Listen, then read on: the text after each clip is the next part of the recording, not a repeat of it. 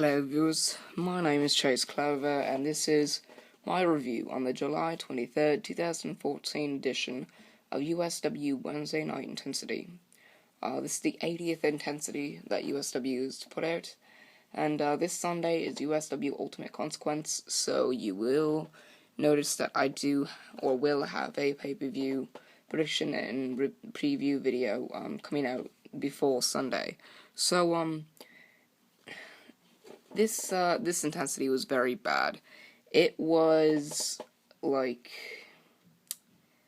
I know a lot of people are watching right now and they're like, well, you wanted them to start hyping up for their pay-per-view. You didn't want them to just have random, matches on the card. You wanted them to have a story behind it. So there you go, you have it. Well, we got that. But here's the thing. It was very confusing, which made it very bad. There were some points in the show where, there were some points in the show where it was strong, and there were good points in the show, but it's just, most of it was bad, and most of it was confusing. The end was very confusing as well. But, anyway, let's get into it. We open up with, the Ultimate Consequence match card, and then we pretty much get into the first match. There are 5 matches on the card tonight. That doesn't work when you're USW. That doesn't work, having 5 matches on the intensity card, especially when it's real wrestling, because sometimes they just can't kick out. You never know. Yet somehow they ended at 11. So I'm very surprised. I'm very surprised how they end at 11, or at least near 11 most of the time. Anyway, we open up with the first match, and it's Benny Franklin beating Prophecy with Cannon in his corner. Then you have an interview with DHIG. Prophecy and DHIG are going to fight off in the Bulletproof Series finals at Ultimate Consequence, and this is one of the rivalries and one of the matches on the match card that hasn't really been hyped up. You didn't have something last week or the week before. The first week you have Prophecy and Cannon beat up DHIG. Now you have DHIG talking about Prophecy after Prophecy loses to Benny Franklin, so it makes no sense how you put that match in and then had that kind of scene afterwards. So now that you have Prophecy versus DHIG at Ultimate Consequence, you've also got Cannon versus Benny Franklin and Nazarene Hills in a 2-on-1 handicap match, trying to get Cannon out of the equation to have a fair match. What happens when Cannon's at ringside? Do you start a rivalry with Benny Franklin and Nazarene Hills now? Benny Franklin and Nazarene Hills are now a tag team, so they could contend for the tag team titles. Now, here's the thing. Prophecy may win against DHIG and get a championship match. If he doesn't, then you're taking a risk on whether he doesn't, and you get to go on with that tag team rivalry, and DHIG gets a world title match. But here's the thing, DHIG is not ready for a world title match. Prophecy is nearing that, so I think Prophecy would work out better than DHIG. So if DHIG would be the one who wins, then you'd really have to develop him and get him to develop going into the Bulletproof, because he may win the world title, and then you have a world champion that's not really well known. So, that's what I have to say about that. Let me just, open up my computer right now. So you have that, and it's very confusing to me. I'm gonna say that. It was very confusing overall, but I don't know how to word it. You're taking risks, and those risks are gonna be made at the pay-per-view, and I'm hoping, well, I'm not hoping, but maybe USW has a plan for all these rivalries going in, branching out towards the winners of matches. Because if Prophecy beats DHIG, then you've got a tag team champion, and you've got to have him get singles matches, so that means the tag team titles won't be contended for. If DHIG wins, then you got to focus on developing DHIG and trying to get him power going into Bulletproof. If he continuously loses matches, then you don't have someone strong going into Bulletproof for the World Championship. Prophecy has been going strong, but yet DHIG has only been in first to second place because he's had people that weren't too great in the Bulletproof series to face. So he got simple wins, and Prophecy has been proving himself even before the Bulletproof series. So now at Bulletproof, you want DHIG to win, but then you don't have something going with the tag team that he's in, or the tag team titles.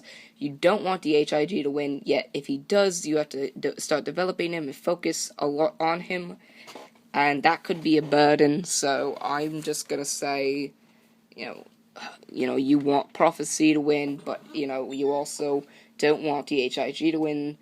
Yet you have to have a plan for each, so it's a big risk, and there are multiple things that you can have branching out from these rivalries. We go into the second match, and it's MC4 beating Anarchy. Apparently, Anarchy was supposed to face Ash for the Blue Belt title at the pay-per-view, but Ash got injured, so Anarchy is facing BP, but anyway, you have Anarchy, who is going to face BP Fierce at the pay-per-view. Not for the Blue Belt title, so I guess they're continuing with that Anarchy and Ash rivalry. So MC4, I guess it's a challenger for one title versus champion of the other title. And MC4 won, so afterwards, you had Crimson Red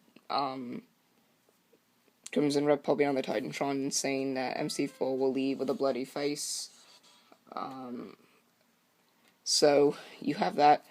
And that's pretty much it. Then afterwards, you have Enigma starting to look for Kyle Reese. This first intensity with High Risk as commentator. He wasn't very good tonight. Or last night. Then the third match, you had Switchblade with Dwayne Porter versus Blade with Dustin Raymond. They're going to have a match as a tag team rivalry at Ultimate Consequence. So it's going to be Switchblade and Dwayne Porter versus Blade and Dustin Raymond. So that's why Switchblade faced Blade here on Intensity. A match you could have had at the pay-per-view, you're having for free on Intensity. That's just absolutely dumb, and, why have these guys mix up as a tag team? You did this with Switchblade, Blade, and the Martin brothers, but Switchblade and Blade were a tag team. Dustin Raymond and Dwayne Porter are not used to tag teaming, and now you have them on different sides, so that's just very confusing and poorly drawn out. So afterwards, Porter hit Raymond with a chair at ringside, and Porter and Switchblade challenged Raymond and Blade to a match at the pay-per-view. Then you had an interview with Cannon and Adam talking about his 2-on-1 match. Then the fourth match was Western Light with Marjagetta beating Gringo with Fernandez, and Blade with Dustin Raymond beat Switchblade with Dwayne Porter. But Western Light with Marjagetta beat Gringo with Fernandez. These two are also going to have a match at the pay-per-view, which is poorly drawn now that you have the match going on in Intensity at this point. It's just, you might as well just have them be managers for the matches. And then you saw this coming, Fernandez challenging Marjagetta to a match for the international title at the pay-per-view. Then you had a promo for the returning guy at Ultimate Consequence. You know who it is. I even predicted who it was, and how they had him brought back was just absolutely poorly drawn.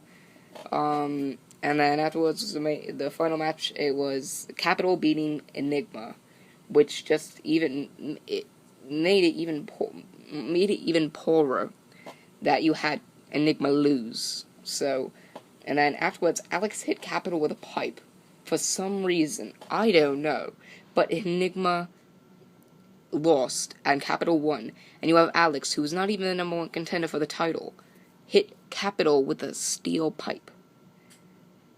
What? You have one filler match on the card, and that's Yo-Yo Joe versus Alex. Yet you're going to have Alex, who's not going to face Capital for the world title, hit the world champion with a pipe. Why? Are you going to make him the number one contender for the title? If so, then you should have done this on the next Intensity, next week. You shouldn't have done it now.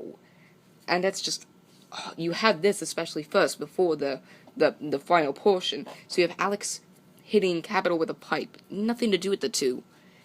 It's nothing to do with the two right now, or at all. So it's so confusing. And then afterwards, Kyle Reese walked out and announced Enigma faced the man returning Sunday, who's coming out now. And then Derek Carter comes out and beats up Enigma, and then hits a super kick on Enigma. Then it's a super kick on Kyle Reese. Gets on the microphone and says, let's see, it says these words, you stupid assholes in the crowd who cheer for me only so I can kick Enigma's ass at Ultimate Consequence 2014 this Sunday. Better stop, because I'm not doing this for you, and I'm not doing this for Reese, or anyone in the backstage area. The only person that I care about is, you guessed it, me. And it's just, can we have, I mean, now Derek Carter's heel, so now you have a heel versus heel pay-per-view match, both the world title and the USW title. This show was so bad, it was so terrible, it was awful. Man. I mean, you had Enigma, who's now got, like, bruised ribs, and, like, got a little, like a cut over the top of his eye. Now he's going in, to Ultimate Consequence with a wounded warrior, whatever. So you got a heel versus heel for the world title, a heel versus heel for the USW title. Then you have a heel versus face for the international title, and the Extreme title. And then you don't have the Blue Belt title, or the USW, or the Unified Tag titles on the lines. I mean, let me see. I'm gonna grab the match card. Alright, so you have... Alright, you had the first match, the kickoff match, Anarchy versus BP Fierce. You don't really do much you don't do anything with this match here tonight. You have Benny Franklin and Ezra Hill versus Cannon. You don't do anything with this match either. You have Cannon's partner facing one of those men. You have Ringo versus Weston. Like, you have the same exact match right now, or when you had it on Intensity last night. You have Crimson Red versus MC4. You do a little with it. You have Puffy vs. DHIG. You do very little with it. You have Switchblade and Dwayne Porter vs. Blade and Dustin Raymond. You do a few things with it, but Mojigator vs. Fernandez. You do very little of it. Yo-Yo Joe vs. Alex. You don't do anything with it. Capital and Lone Wolf. You barely do anything with it. And the Enigma and Derek Carter. You do a bit. You do some with it. So you don't have hype with your match card going into the pay-per-view. So those of you who are saying, why call it bad? You wanted, hype going into pay-per-view. You got it. Guess what? I didn't even get hype going into the pay-per-view, which makes it even worse now that I think about it, because I thought there was a little bit of hype, but apparently there really wasn't, now that I look back on it. And you have a filler match. You have a match card that is rounded out with a bunch of rivalries that have been going on, and you have hyped it up, some of the matches, over the past couple of weeks, and you have a filler match. You have a filler match. You have 10 matches on the card. You really should... It'd be better off with 9. You'd be going in a better direction. You'd be going into a better pay-per-view. This is one of your top 4 pay-per-views out of the 16 you do this year. This is going to be paid for $59.99, $60. Yet you have this audacity to make this pay-per-view, this cost this much, and get so much crap out of it. You get so much crap out of this pay-per-view, yet you want them to pay $60 for this. You might as well have had them pay $30 for it. And yet you have Outcast coming out the week after this pay-per-view, so I have 2 pay-per-view prediction and preview videos coming out within the span of about a week or so. So, and I'm expecting Outcast to be better than Ultimate Consequence. And Outcast, I don't even think that pay-per-view was in lineup for those, 30 pay-per-views that they did last year, trying to get some fans to go to USW. I mean, that's the whole reason why they had 30 pay-per-views for a low amount of money, to try to get fans, and, and then they would do these pay-per-views. And now that they have fans from USW and leaning over from WOW, Now you're gonna have these pay-per-views, and you're gonna lose fans because of this. You have terrible, crappy, shitty pay-per-views, and matches on the pay-per-view that you should be starting to try to get match hype. And USW right now is known for not hyping up the matches going into the pay-per-view and having so many filler matches. I mean, the WWE and TNA are doing something at least better than USW. And you know what? TNA is USW is actually better than TNA in my perspective. USW should be on Spike TV. But you know what? TNA and WWE are doing something that they're doing something better than USW, and that is hyping up the matches going into the pay-per-views they have. The ones that WWE has, and the very low amount of pay-per-views that TNA has. Yet even they have hype going into their pay-per-views, and even the special events for free on Spike TV. And TNA might not even be around for 2015, so you're losing that portion to a company that might not even be around. And, GFW hasn't even started yet they are frontrunners to take TNA's spot on Spike Television. You have so much great talent on your roster. Why can't you just put them, in matches? Because, you have people like Chris Ross and Chain Reaction and Indigo Child, and you also have performers like... you have George Martin, you have, oh man, let me think. Let's see. You found a way to somehow get Western Light, Yo-Yo Joe, Cannon, Marsha Gator, and Zach Hardy to face off on the pay-per-view, by at least adding a filler match. You have Derek Carter, who is now a heel, fighting in this pay-per-view. You have 4 heel performers fighting in 2 main event matches. You have 2 world title matches. Both have heel versus heel matches.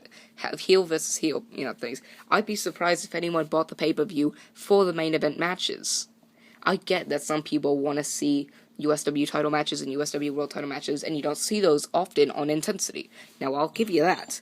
But it's not even worth it for this pay-per-view. This pay-per-view has no hype going into it, and that may be the title of my preview and prediction video. As you can see by the title of this video, let me see. I believe the title for this review is...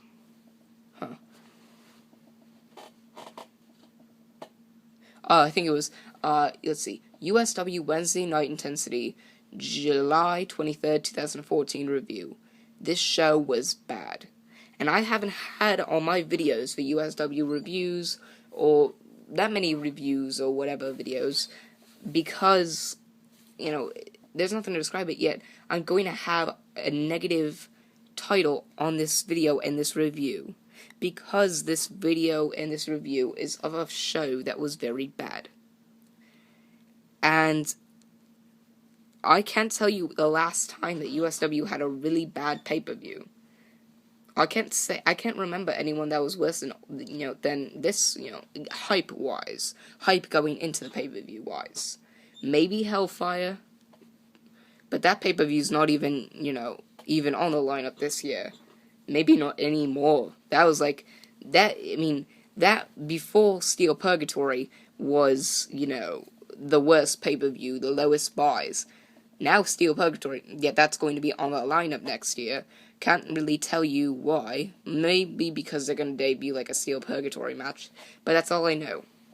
That's all I know. And this pay-per-view may be the worst in a while, hype-wise, going into the pay-per-view. So, guys, don't be surprised if this pay-per-view ends up getting a low rating from me. Don't be surprised if you think that you didn't get your money's worth for this pay-per-view. Maybe, these main event matches will be good. I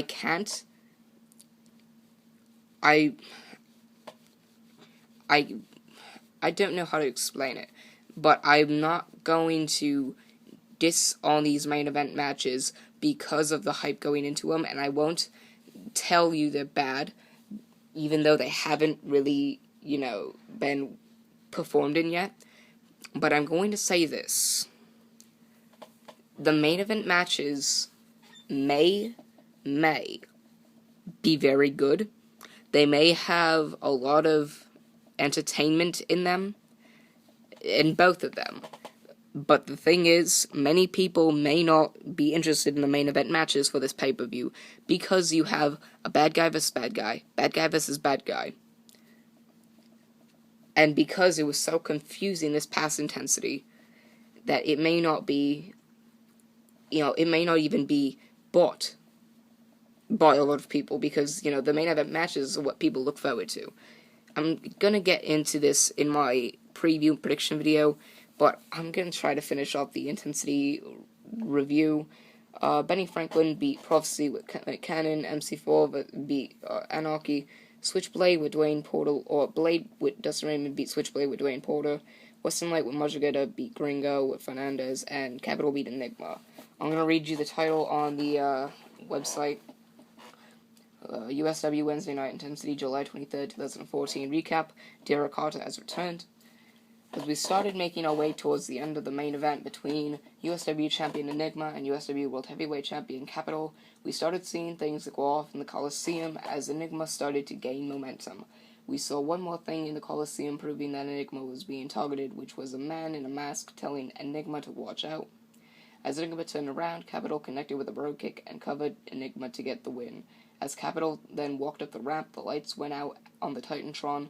Saw a man with a mask saying different riddles every time he started a new sentence.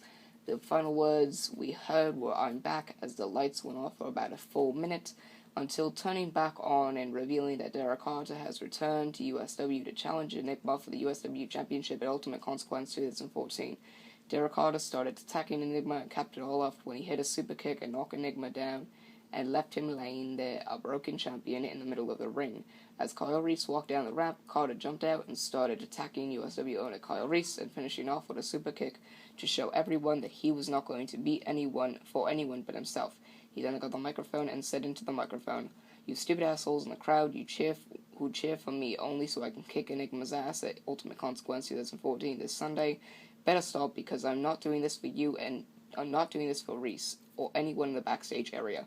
The only person that I care about is, you guessed it, me," proving that Derek Carter was only here to gain the championship belt for himself. He never cared about any one of the fans that stayed behind his back for years on end. Derek Carter is still the selfish rat that he was when he left USW in 2013. So that's pretty harsh from USW calling him a selfish rat. Ultimate Consequence 2014, when you defy the rules, there's bound to be a consequence. With USW Ultimate Consequence 2014 coming up this Sunday, the match card features many rivalries renewed and many rivalries that are bound to be settled. I'll read that at the preview prediction video. If you want to watch, if you want to listen, or if you want to read this for yourself, I'll put the link in the description box below of the website, or you can go to my to the about section of my channel, and it'll say something about USW website, and you'll be able to see that.